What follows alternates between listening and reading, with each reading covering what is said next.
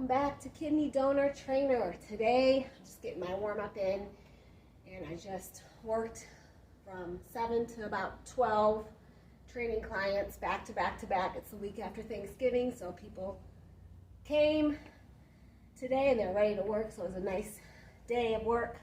Now I want to get my workout in, so I thought as I was working out, I just kind of wanted to recap and update everyone on our situation and the kidney donation process. So I'm getting my warm up in here. So basically, Aaron, my husband, needs a kidney, and he's been approved through Mayo Clinic in Jacksonville, Florida, which we're in Tampa area, so that's about 3 hours away from us. So if we go to that area for the surgery, we're going to both have to stay there for 4 to 5 weeks after surgery, because you have to be going back to the hospital almost every other day for blood work, labs. Got to make sure your medicines are the right amount. Another option would be to go to Tampa General, which is where we wanted to go, but he wasn't approved there. He's not approved there yet. All right, I'm going to start. So we have to go to his PCP appointment on December 8th, which is next week, and get a referral to Tampa General. So who knows how long this whole process will take. So the question is, do we try to get into Tampa General, or do we proceed with the transplant in Mayo? The only thing holding him back in Mayo is his hemoglobin. He needs his hemoglobin at 10, and once it's at 10, they can schedule surgery. So I was just approved last Friday, on my test. It took a while, about 5 months for myself to get approved. I had to redo some tests. They found extra protein spilling, so they wanted to make sure I was healthy enough, so I had to redo that test 3 times. It came back twice within normal range, so they were happy with that. Unfortunately, they did find a lump in my mammogram this year, which was not there previous 2 years. So I had to go get an ultrasound, wait 6 months, and make sure it wasn't growing. Now I'm worried about this, because I do feel this lump. So I'm going to go see my doctor next week. But so far, I'm approved, and that's our dilemma. Do we go to Mayo, 3 hours away, do the surgery, or wait for Tampa? And I'm really leaning towards Mayo, because this process has been quite a process. He's almost there. He's almost approved. I don't want him to get any more sicker. Already, a month ago, he was really sick. He couldn't even do the surgery a month ago. All right, I'm gonna do my best.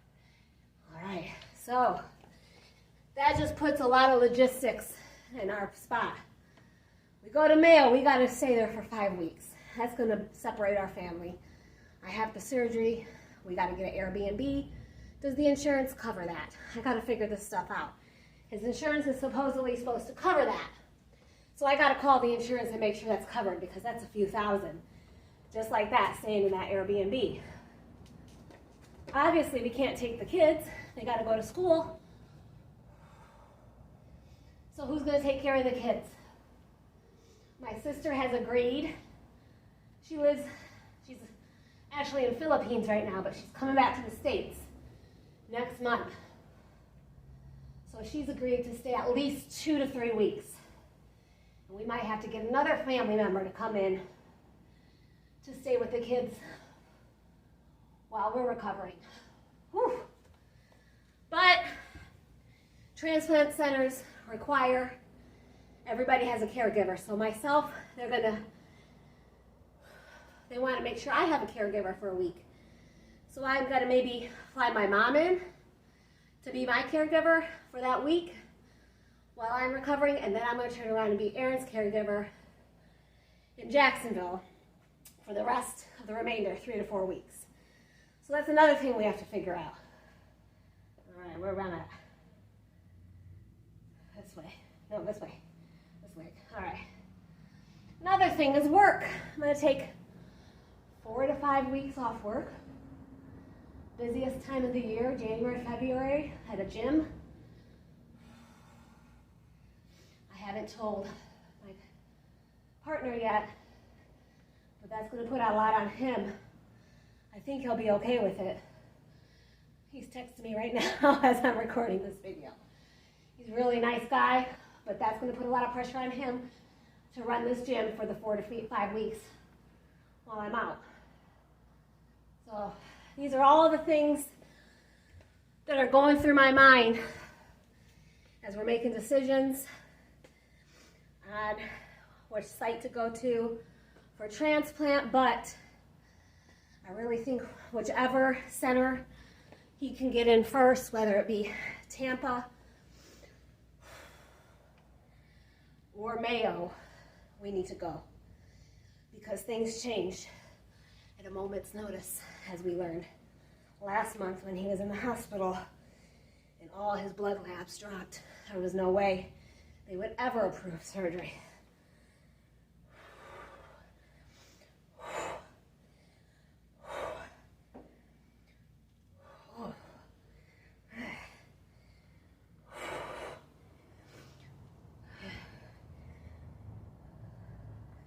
Two more. Whew.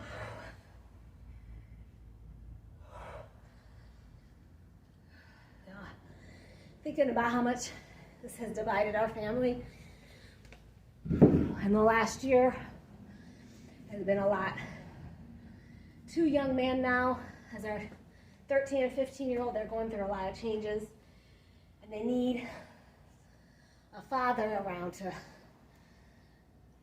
straighten them up every now and then. And with Aaron being so sick recently, he's just not been able to discipline these boys like the way we need to. Or his blood pressure's been through the roof, so the boys do something, I don't even tell Aaron about it. I don't want him to get mad. But they're acting out. This puts a lot of strain on the family. So the sooner we can get this transplant done, the better. All right, back row's next. Leaning over.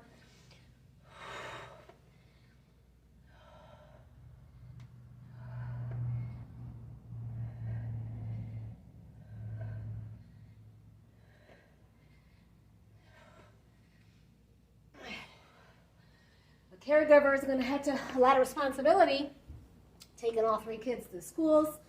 We don't live in their school zone, so we got them in school choice, which means we have to drive them every day. So that's driving that the caregiver has to do. It's a lot of responsibility and a lot to ask somebody to watch your kids for a month, especially somebody that doesn't even live here, that lives way away. But my sister says she's going to do it, so. All right, back on these legs. I remember the boys did amazing this year. Last year they were in 7th and 8th grade, and they ran track together. They did the 4x400. They made it to conference.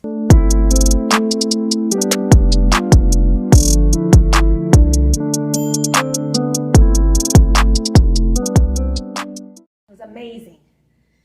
And then conference was April 21st. I'll never forget it. A Thursday night, my boys won. I was so proud. My oldest also took conference in the mile. So proud of these boys. April 22nd. The next day, we were in the hospital with his first PD dialysis surgery. So how can kids go through that? They're at the high one night. Next day, seeing their dad in the hospital. And then the next month was a nightmare. Actually, the next month he went back for a readjustment of that surgery. And my boys made it to States, Florida States, for their middle school track. And my youngest son, Asif, couldn't do it. His dad was in the hospital. He said, it's too stressed out. So he decided not to run for States. My oldest went by himself, and he ran, represented his conference at States. We are at the hospital watching my baby look alive by himself, 8th grade, running that mile. He's doing this for you, Daddy. He's trying to get Come you, on, AT. AT. Come on, don't stop.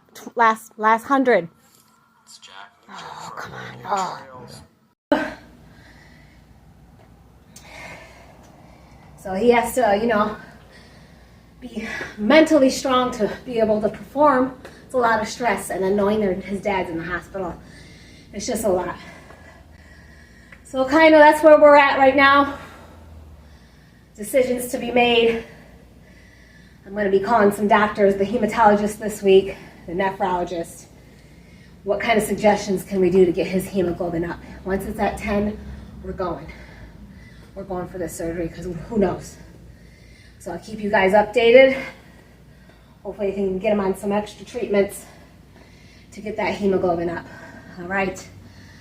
I'm going to finish my workout. So that's an update. We are in November 28th. And we'll see what this next week brings. All right. Bye.